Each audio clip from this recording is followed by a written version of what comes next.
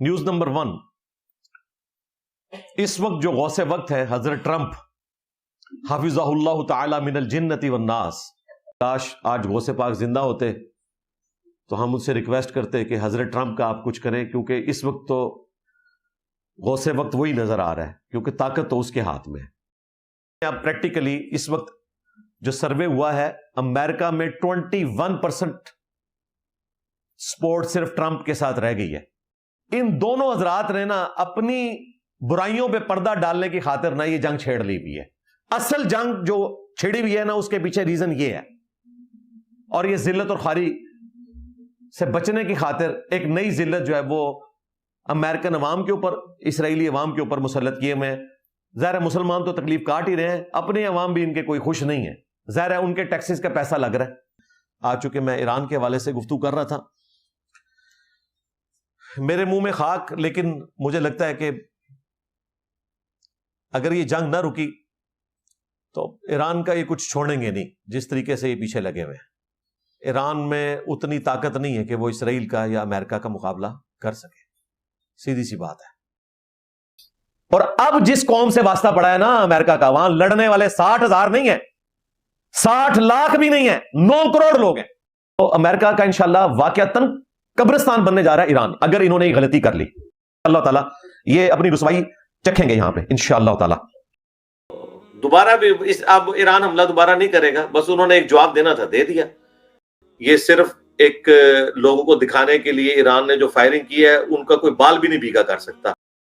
Practically मुझे नहीं नजर आता कि ईरान में इतनी तड़ है कि वो इसराइल को तबाह बर्बाद कर सके। तो अमेरिका का इंशाल्लाह वाकयातन कब्रिस्तान बनने जा रहा है ईरान, अगर इन्होंने ये गलती कर ली। अगर इस तरह की कोई सूरत हाल बनी, फिर तो ईरान बेचारा क्या कर सकता है, सारे मुसलमान मुल्क मिलके भी कुछ नहीं कर सकते। तो अमेरिका का इंशाल्लाह वाकयातन कब्रिस्तान बनने जा रहा है ईरान, अगर इन्होंने ये गलती कर ली। और अब जिस कौम से वास्ता पड़ा है ना अमेरिका का, वहां लड़ने वाले 60,000 नहीं है, 60 लाख भी नहीं है, 9 करोड़ लोग हैं।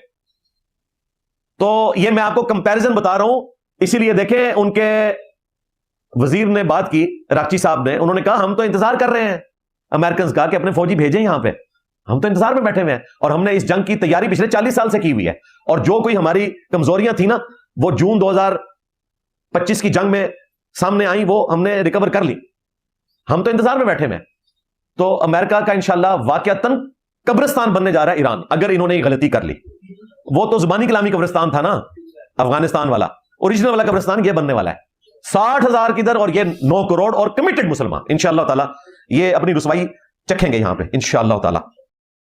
अली भाई, पहला सवाल मेरा आपसे ये है कि करीबन 50 के करीब मुस्लिम कंट्रीज हैं पूरी दुनिया में इस वक्त, लेकिन ईरान के अलावा किसी भी कंट्री में हिम्मत नहीं है जो इजराइल के खिलाफ जंग कर सके। इसके पीछे क्या वजह है? किसी में हिम्मत नहीं है भाई, ईरान में भी कोई हिम्मत नहीं है। क्या ईरान में हिम्मत है? क्या किया ईरान ने? हाँ जी, ईरान ने भी कुछ नहीं किया भाई। ईरान में भी कौन सी हिम्मत है भाई? कुछ भी नहीं किया ईरान ने। क्या किया? नहीं, थोड़ा सा मतलब उनका था। क्या हुआ उसमें से? क्या निकला? निकला तो कुछ नहीं अली भाई, निकला तो कुछ नहीं। वही बात है ना, बात ये ना, कुछ निकाला जाए ना। और ये जो ईरान ने किया है, अनाउंसमेंट करके किया है। उन्होंने कहा था कि आप लोगों ने हमला किया, हम भी हमला करेंगे। ये ईरान और इसराइल की अंडरस्टैंडिंग के साथ हुआ है, ठीक है।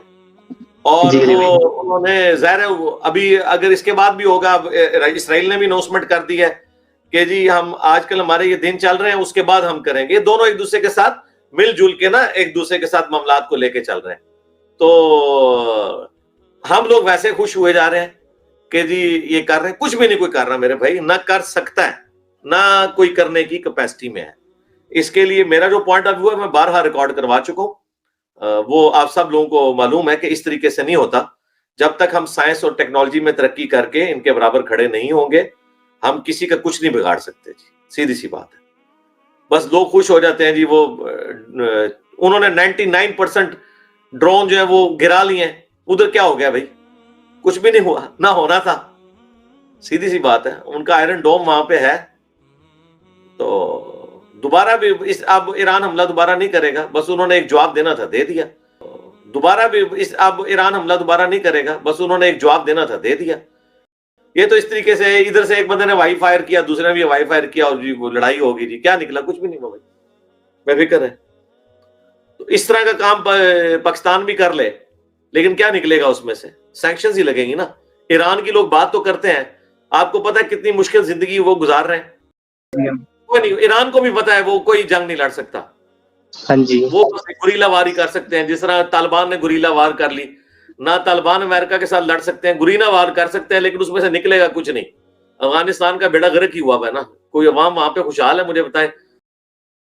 بس ہاں، تو آپ چلے یروشلم میں ہیں، تو آپ کی یروشلم میں موجودگی کا ہم فائدہ اٹھاتے ہیں. یہ ہمارے جو مسلمان بھولے بھائی ہیں جو بےچارے خوابوں کی دنیا سے باہر نہیں آتے، ان کو بتائیں کہ یروشلم میں اسرائیل نے جو آئرن ڈوم سسٹم اپنا بنایا ہوا ہے، یہ صرف ایک لوگوں کو دکھانے کے لیے ایران نے جو فائرنگ کی ہے ان کا کوئی بال بھی نہیں بھیگا کر سکتا.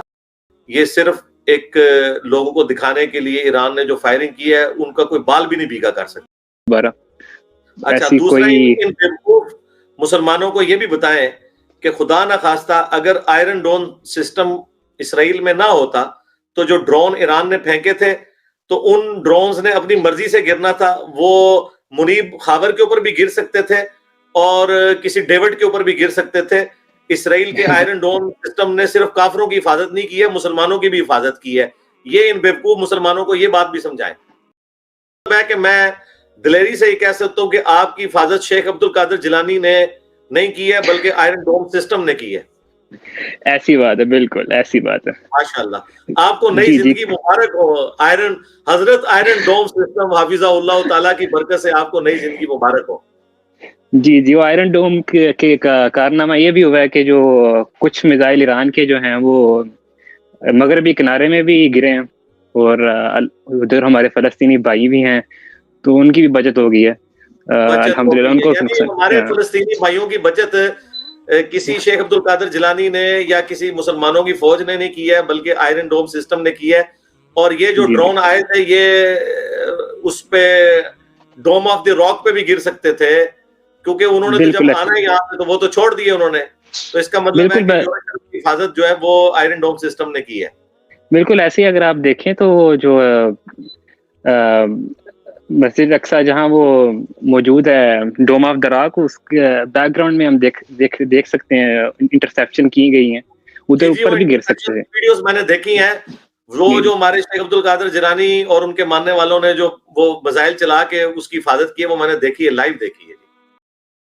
تو وہ تو حقیقت اس نے کھول دی ہے کہ جو پینک پھیلا ہوا ہے اسرائیل کے اندر. اس نے کہا کہ یہاں پہ تو ہزاروں لوگ مر گئے ہیں، یہ ہاسپٹلس پہ بھی نہیں جانے دے رہے، نہ صحافیوں کو کوئی خبر کور کرنے دے رہے ہیں.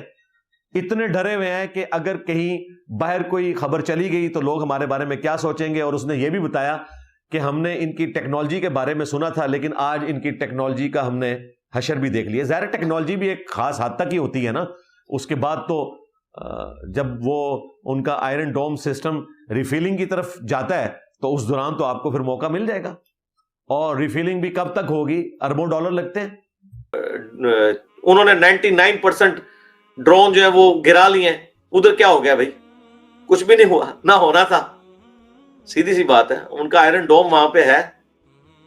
تو عراق اور پھر ایران کو یہ دھمکی لگا رہے ہیں کہ اگر آپ نے ہمارے کسی بحری بیڑے کے اوپر اٹیک کیا یا ہماری کسی ملٹری انسٹالیشن کے اوپر، عراق میں، قطر میں، ہر جگہ ظاہر ہے امریکہ نے اپنے پنجے گاڑے ہوئے ہیں، ورلڈ چیمپئن جو ہیں وہ. تو اگر آپ نے کہیں اٹیک کیا تو پھر امریکہ بھی اس جنگ میں کود پڑے گا. اور ظاہر ہے اگر اس طرح کی کوئی صورتحال بنی پھر تو ایران بیچارہ کیا کر سکتا ہے؟ سارے مسلمان ملک مل کے بھی کچھ نہیں کر سکتے. ظاہر ہے جب امریکہ حملہ کرے گا تو پھر 32 نیٹو کے ملک بھی اس میں شامل ہوں گے، اس میں 2 مسلمان ملک بھی ہیں، ترکیے بھی اور البانیہ بھی. اللہ نہ کرے کہ اس طرح کا کوئی معاملہ ہونے جائے. تو امریکہ کی تو صورتحال بالکل واضح ہے کہ وہ اسرائیل کی سپورٹ پہ کھڑا ہوا ہے. جس طرح میں کہہ رہا ہوں کہ ایران کو اس وقت کسی طریقے سے جنگ رکوانی چاہیے ورنہ کچومر نکال دیں گے. نکال دیا 8 صبح کچومر انہوں نے. اب امریکہ بھی آ گیا جنگ میں اور کسی کی جرت نہیں، سب بیان دیں گے. تکلیف صرف ایران کے لوگ کاٹیں گے یا میرے جیسے لوگ جو مسلح ہیں وہ کاٹیں گے.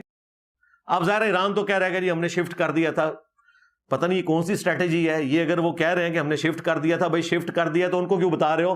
جہاں شفٹ کیا ہے وہ دوبارہ ادھر بم پھینک دیں گے.